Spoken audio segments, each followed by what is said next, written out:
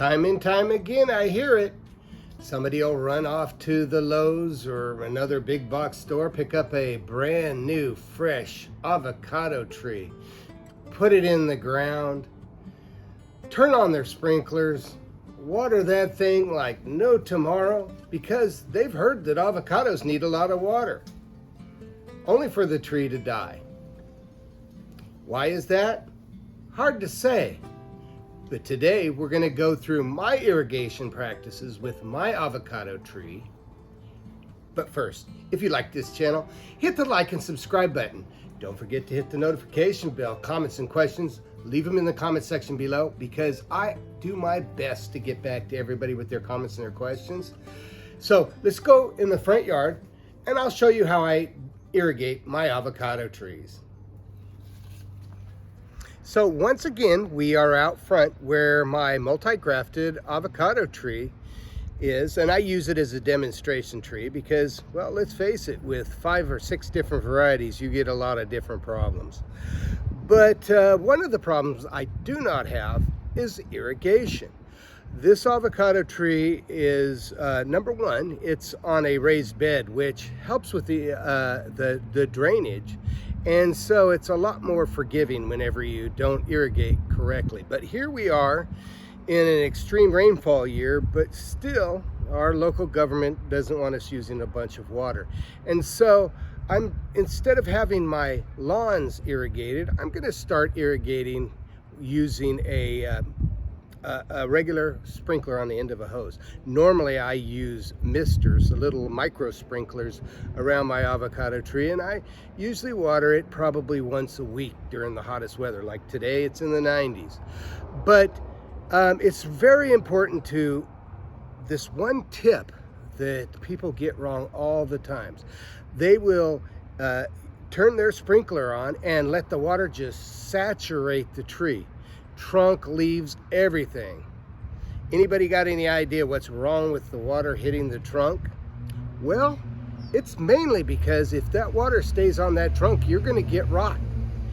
It happened to me one time with my Wilma tree back over there, and a beautiful tree, was 15 feet tall and loaded with hundreds of fruit. But I had pruned the tree up. I had pruned this natural canopy, acts as a kind of almost like a roofing on the tree, and just the water will just cascade down if it's raining. However, a lot of people in the home garden will prune all this away, kind of lollipopping it, and it will leave the trunk bare. They will turn on the hose and the sprinklers will hit the trunk and get trunk rot. I don't know the exact term, what type of a rot it is, but it happened to me. Matter of fact, let me show you a picture real quick right down here. I don't actually have a picture of the disease section of the tree, but here's the tree showing the trunk bare. Water hits it and the trunk stayed wet for long periods of time, causing rot at the base. And that rot girdled the tree. And as you can see the difference in the shapes of the trunk, the bottom part died back, the top part stayed going for a while. Here we go. So now I'm going to show you how the proper way I irrigate.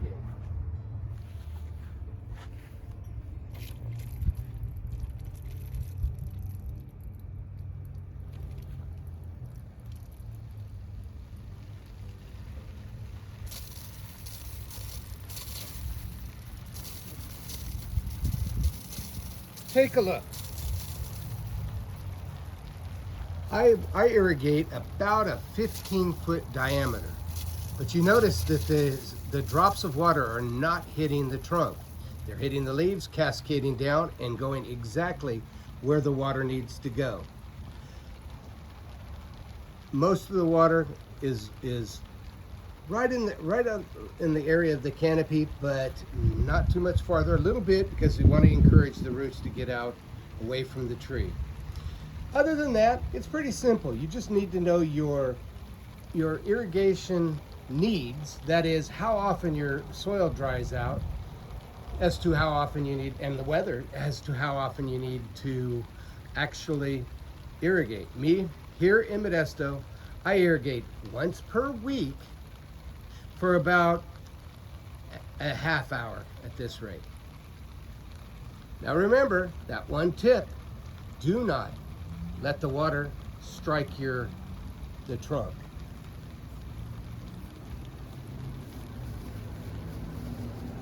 My name is Jeff. If you like this channel, make sure to hit the like and subscribe button. Don't forget to hit the notification bell. Comments and questions, leave them in the comments section below. You have a wonderful day.